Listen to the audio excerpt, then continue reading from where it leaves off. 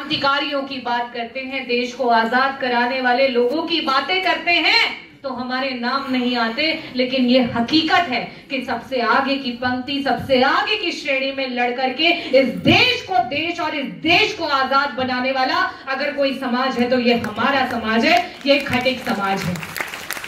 लेकिन गलती हो रही है, हम सीख नहीं पा रहे हैं अपनी गलतियों से, और ये इससे बड़ी गलती और कुछ नहीं हो सकती। पहले हमारी पहचान नहीं मिल पाई, पहले हमारा सम्मान नहीं मिल पाया, और क्यों नहीं मिल पाया उसको अगर सोचने बैठेंगे तो ऐसा ही होगा कि सांप ने डस लिया तो हम इलाज कराने नहीं जा रहे हैं, सांप को ढूंढने जा रहे हैं कि पहले इस सांप को मारूंगा, इसने मुझे डस कैसे लिया, और हम उसी चाल पे चल रहे हैं। लेकिन हमें ये सोचना पड़ेगा कि हम आजादी की लड़ाई में तो नहीं आ पाए, लेकिन इस देश को बेहतर बनाने, अपने समाज को, दलित वर्ग को आगे बढ़ाने के लिए हमें एक ही ताकत चाहिए, वो है राजनीतिक। और राजनीतिक ताकत कैसे मिलेगी? एकता से मिलेगी, एकजुटता से मिलेगी। जब समाज संपूर्ण होकर के एक साथ खड़ा होकर के अपने समाज के व्यक्ति को आगे बढ़ाएगा, तब आपको ताकत मिलेगी। और इस संयुक्ति को कोई नहीं चाहता है। मनुवादी मानसिकता तो बिल्कुल नहीं चाहती है कि खटिक समाज एकजुट हो जाए, क्योंकि उन्हें पता है कि आप दिमाग से भी मजबूत हैं और आप पैसे से भी मजबूत हैं। और इसीलिए कई बार मुझसे भी कहा गया, और मेरे साथ बैठे हुए बहुत सारे लोगों से ये कहा गया होगा कि यार तुमसे तो लगता ही नहीं कि तुम दलित हो, तुम लोग तो दलित लगते ही नहीं हो। और हम मुस्कुरा करके सोचते हैं वाह, ये तो मेरी तारीफ हो गई। ये तारीफ नहीं है, आपके चेहरे पे वो थप्पड़ है जो आपको प्रदेशों में दिखाई देगा। जिन प्रदेशों से आपका आरक्षण चला गया है उन प्रदेशों में दिखाई देगा। आज बिहार की दुर्दशा है, और साथ ही साथ बिहार से खटिक समाज का आरक्षण चला गया है, गुजरात से खटिक समाज का आरक्षण चला गया है। आज पूरे देश में मात्र ऐसे 7 प्रदेश है जहां आपका आरक्षण बचा हुआ है। लेकिन अगर आप देख लें कि अपने समाज के कितने प्रिंसिपल सेक्रेटरीज हैं, अपने समाज के कितने लोग हैं जो यूनिवर्सिटीज में वीसी हैं, आप देख लें कि कितने लोग सुप्रीम कोर्ट में जो है वो जुडिशरी पोजीशंस पे हैं, वो आप देख लें कि आज उत्तर प्रदेश इतना बड़ा प्रदेश है, राजनीति में मंत्रालय से लेकर के विधायकी में आपके कितने लोग हैं, तो आपको आपकी असलियत सामने पता चल जाएगी। सिर्फ आपका इस्तेमाल किया जा रहा है। इस इस्तेमाल को रोकिए, नहीं तो देश तो जाएगा लेकिन ये समाज पीछे छूटता चला जाएगा।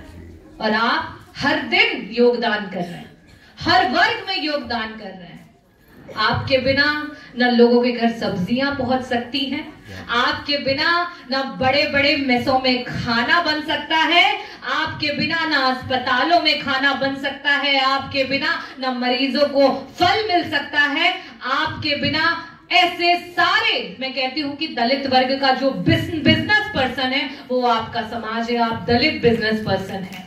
और लेकिन आपके अधिकार आपसे छूटते चले जा रहे हैं। क्यों छूटते चले जा रहे हैं? कहीं ना कहीं एकता की कमी है। एक दूसरे को नीचा दिखाना, एक दूसरे से ईर्ष्या करना, ये मनुवादी मानसिकता ने आपके अंदर कोशिश की है घर लेने की, लेकिन अभी भी समय है।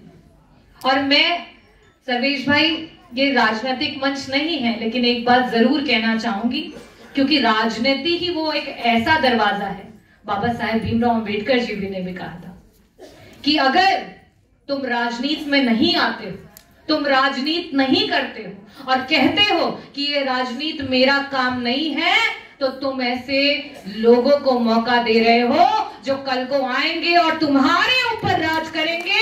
वो ऐसे लोग आएंगे और तुम्हें बताएंगे कि तुम क्या हो, तुम्हारी औकात क्या है और तुम क्या कर सकते हो।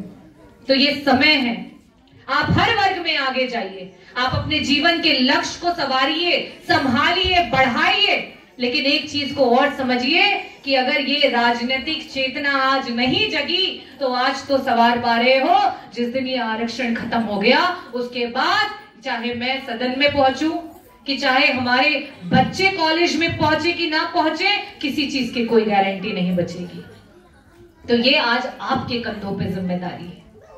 और मुझे एक चीज का मैंने पहले भी कहा और फिर से कहना चाहती हूं कि मेरे अंदर आंख बंद करके भरोसा है अपने समाज पे, क्योंकि जब मैं वहां बोलती हूँ तो सिर्फ मैं नहीं बोलती, पूरा खटिक समाज सदन में जब मैं खड़ी होती हूँ तो मुझे किसी चीज का डर नहीं लगता, क्योंकि मुझे ये पता है कि मुझ पे एक आंच आएगी तो राजस्थान के कोने में बैठा हुआ भी खटिक है, उसका भी खून खौलेगा। यूपी के कोने कोने में बैठा हुआ खटिक, उसका भी खून खौलेगा, क्योंकि सबको पता है कि ये सबसे पहले हमारे समाज की बेटी और बहन है। कई सदियों तरसे हैं हम उस सदन में संविधान के बनाए हुए उस कुर्सी पे बैठ करके उस कुर्सी से अपनी आवाज को सामने रखने के लिए। और जब मैं वहां से बोलती हूँ तो वो भले मेरे शब्द होते हैं, लेकिन मेरी आवाज जो है वो खटिक समाज के खून में, जो कहते हैं ना कि रगों में बहती है।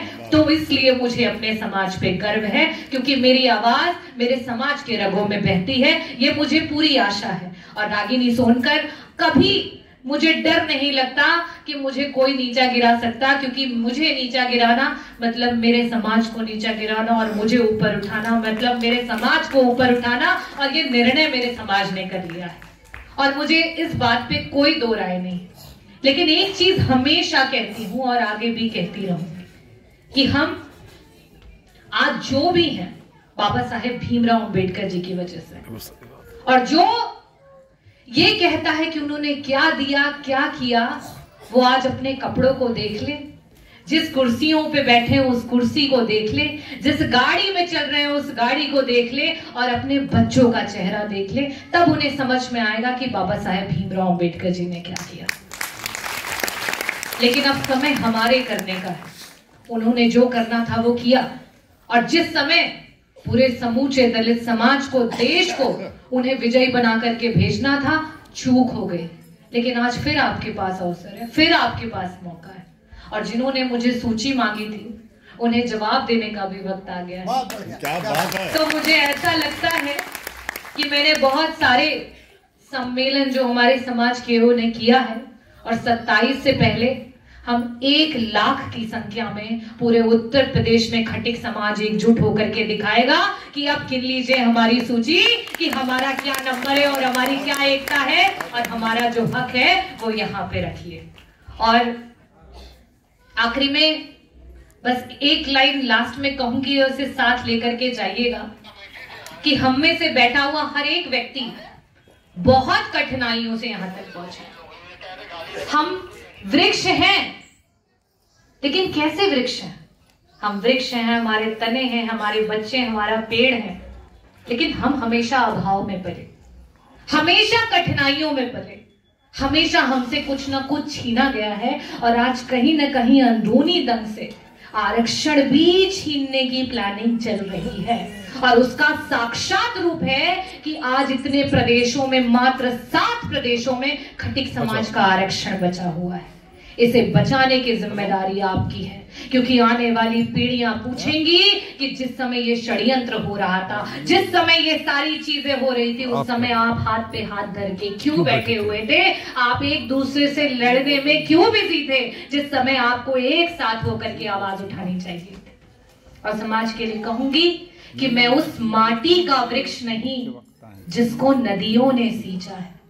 बंजर धरती से उगकर मैंने मृत्यु से जीवन खींचा है। पत्थर पे लिखी इबारत हूं, शीशे से कब तक तोड़ोगे, मिटने वाला मैं नाम नहीं, तुम कब तक मुझको रोकोगे, तुम कब तक मुझको रोकोगे।